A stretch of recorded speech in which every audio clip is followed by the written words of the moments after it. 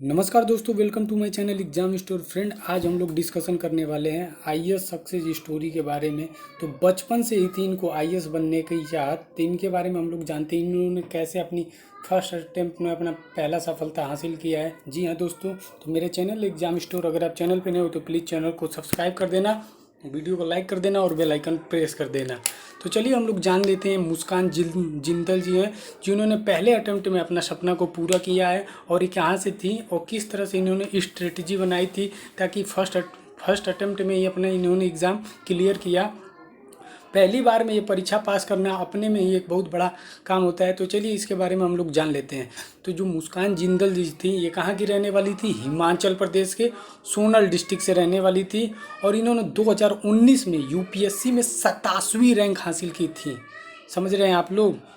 तो इन्होंने 2019 में यूपीएससी में 27वीं रैंक हासिल की थी, वो भी फर्स्ट अटेम्प्ट में। तो इनकी स्ट्रेटजी क्या रही थी, किस प्रकार से इन्होंने अपना नोट्स तैयार किया था, सब हम लोग जानने वाले हैं इस वीडियो के माध्यम से। तो आज हम जानते हैं कि मुस्कान से उनकी स्ट्रेटजी और एनसीईआरटी और स्टैंडर्ड बुक से किस तरह से उन्होंने तैयारी किया था। कई बार इन्होंने क्या किया था, एनसीईआरटी बुक को पढ़ा था, मल्टीपल टाइम इन्होंने रिवीजन किया था, टेस्ट पेपर भी दिया था और उसको सॉल्व भी करती रही। आंसर को क्या की बार बार एनालाइज करती रही कि जो मैं भी लिख रही हूँ क्या सही लिख रही हूँ कि नहीं। और इंटरव्यू के बारे में ये बताती हैं कि इंटरव्यू में सफलता का इनका एक ही मूल मंत्र था। क्या मूल मंत्र था? कि इन्होंने बोला कि झूठ ना बोले, क्या बोले? झूठ ना बोले और बैलेंस रहें।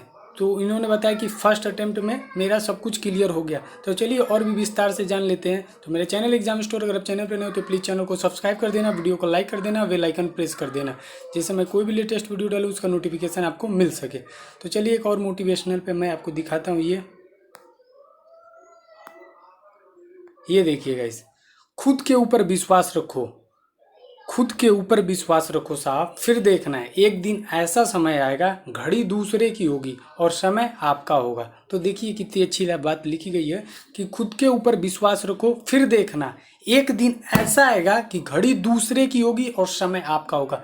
तो जी हाँ दोस्तों, अगर आपने अच्छे से तैयारी की है, मेहनत की है, पूरा फुल डे आपने मेहनत किया है, अच्छे से स्ट्रेटजी बनाई है और एग्ज़ाम को लेके आपने अच्छे से प्रिपरेशन किया, तो उसके रिकॉर्डिंग चलिए हम लोग देखते हैं कि मुस्कान जी ने कैसे क्या किया है। तो दोस्तों देखिए, हम लोग आ चुके हैं हिमाचल प्रदेश के सोनल जिले की मुस्कान जिंदल ने पहले ही प्रयास में साल 2019 में यूपीएससी परीक्षा में 27वीं रैंक हासिल की और टॉप भी किया था। आज हम जानते हैं उनकी स्ट्रेटजी क्या थी, किस तरह से उन्होंने एग्ज़ाम को क्वालिफाई किया था, वो भी फर्स्ट अटेम्प्ट में।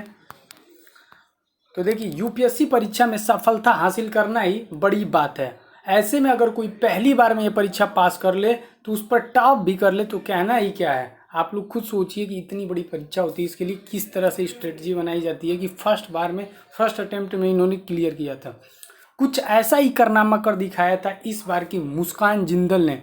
मुस्कान ने साल 2019 की परीक्षा में 27वीं रैंक पाकर अपने पहले ही प्रयास में यह सफलता हासिल की है। तो देखिए, इन्होंने फर्स्ट अटेम्प्ट में इन्होंने टॉप भी किया है और ये सफलता भी हासिल की है। मुस्कान हमेशा से इस क्षेत्र में आना चाहती थी, ये बचपन से ही इनका सपना था कि उनको आईएएस बनना है।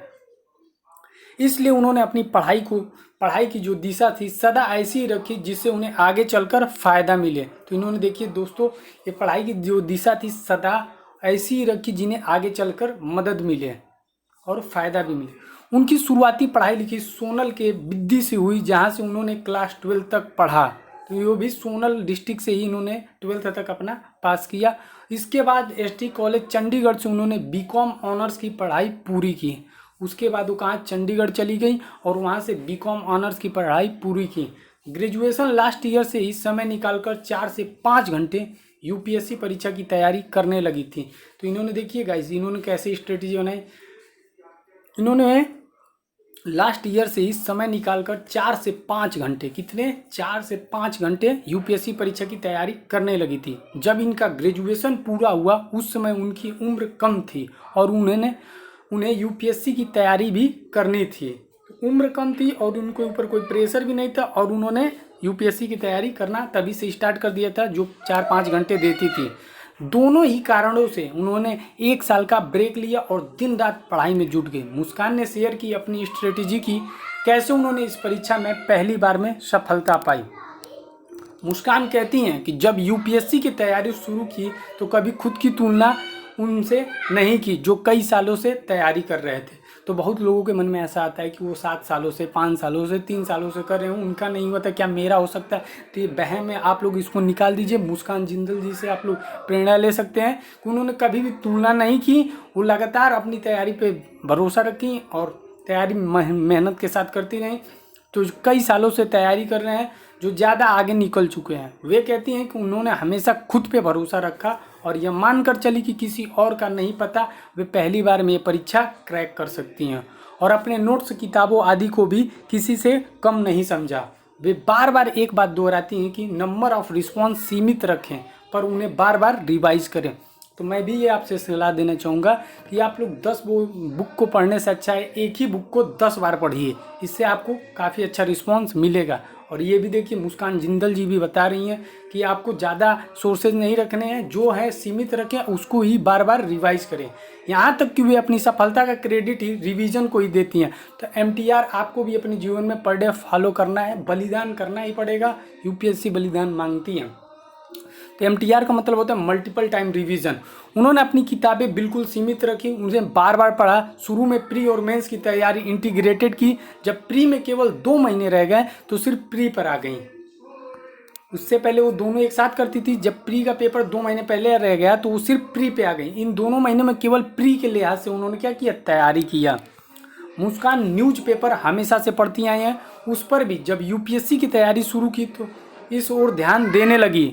करेंट अफेयर्स के लिए वे ऑनलाइन उपलब्ध कंपाइलेशन पर भरोसा करती थी और उन्हीं की सहायता से तैयारी करती थी। प्री के फैक्ट्स और फिगर्स को मेंस के आंसर लिखने के लिए इस्तेमाल करती थी। आंसर को रिलेटेड करती थी और उनका क्या करती थी, इस फैक्ट को आंसर से लिखने में इस्तेमाल भी किया जा सकता है। बीच बीच में लिए ब्रेक कैसे लिए? मुस्कान कहती हैं कि इस परीक्षा की तैयारी के लिए कंसिस्टेंसी बहुत ज़रूरी है। रोज़ खुद को मोटिवेट करना होता है ताकि कभी यह ख्याल ना आए कि आज पढ़ने का मन नहीं है। यह आसान नहीं होता है पर ऐसा करना पड़ता है। इसके बाद भी अगर कभी ऐसे पल आए जब लगे कि आज बिल्कुल नहीं बन रहा है तो खुद से ज़बरदस्ती ना करें। जो भी आपकी हॉबीज़ हो उनके लिए समय निकालें और ब्रेक अब आपको न केवल रिफ्रेश कर देंगे बल्कि अगले ही दिन अच्छे से पढ़ने के लिए मोटिवेट भी हो जाएंगे। तो कभी कभी ऐसा हो जाता है कि बिल्कुल पढ़ने का, तो जिन लोगों की हॉबीज म्यूजिक, मूवी देखना रहता है तो वो लोग देख के रिफ्रेश हो जाते हैं, फिर नेक्स्ट उसी फुल एनर्जी के साथ वो लोग पढ़ाई करते हैं। जहाँ तक बात फ़ोन या सोशल मीडिया का इस्तेमाल करने की थी तो इस बारे में मुस्कान के विचार अलग हैं। वे कहती हैं कि मैंने अपनी पूरी तैयारी के दौरान फ़ोन अपने पास रखा। इस मामले में मुस्कान को लगता है कि किसी में भी इतना सेल्फ कंट्रोल तो होना ही चाहिए कि जब तक ज़रूरी ना हो वो फ़ोन को ना छुए। ऑनलाइन रिसोर्स का इस्तेमाल करते समय यही बात लागू होती है, क्योंकि टेस्ट सीरीज या सेक्शनल टेस्ट जो कि मुस्कान ने दिए थे, कैंडिडेट को ऑनलाइन ही आना होगा। NCERT और स्टैंडर्ड बुक से की थी तैयारी। अपने रिसोर्स को लेकर मुस्कान साफ थी कि उन्हें किताबें सीमित रखनी है। उन्होंने NCERT की किताबें कई बार पढ़ी और कुछ विषय तो ऐसे थे जिनमें केवल इन किताबों को ही कंसल्ट किया। NCERT ख़त्म करने के बाद वे स्टैंडर्ड बुक पर आती थी और उसके बाद टेस्ट पेपर सॉल्व करती थी और देखती थी कि कोई एरिया कितना तैयार है। इसके लिए सेक्शनल टेस्ट देती थी, आंसर को एनालाइज करती थी, गलतियों को दूर करती थी। जहाँ तक बात आंसर राइटिंग की थी तो मुस्कान पहले रफ आंसर लिखती थी, फिर उन्हें फेयर करती थी ताकि सही उत्तर लिखने का तरीका सीख सकें। ऐसे करके 1 महीने में वे सब सीख गई थी। बात इससे की थी तो वे प्रैक्टिस को महत्व देती थी और कुछ कॉमन विषय से उन्हें टॉपिक्स तैयार करके रखे थे ताकि पेपर के समय बहुत दिक्कत ना हो। मुस्कान साक्षात्कार में सफलता का एक ही मूल मंत्र बताती है, यानी इंटरव्यू का एक ही मूल मंत्र बताती हैं कि झूठ ना बोले और बैलेंस रहें। इन सब छोटी लेकिन ज़रूरी बातों का ध्यान रखेंगे तो आप भी पहली बार में सफल हो सकते हैं। तो ये रहे मुस्कान की सफलता का राज जो मैंने आपके सामने रखा। फिर कल मिलते हैं नेक्स्ट IAS मोटिवेशनल स्टोरी के साथ। तो बने रहिए चैनल में, देखते रहिए एग्जाम स्टोर को और आप भी अपने जीवन में मुस्कान जिंदल से जो भी प्रेरणा मिली है आप लोग इम्प्लीमेंट कर सकते हैं ताकि आप भी अपना फर्स्ट अटेम्प्ट में क्वालिफाई कर सकते हैं। तो चलिए दोस्तों, तब तक के लिए गुड बाय, टेक केयर, मिलते हैं नेक्स्ट वीडियो में। जय हिंद दोस्तों।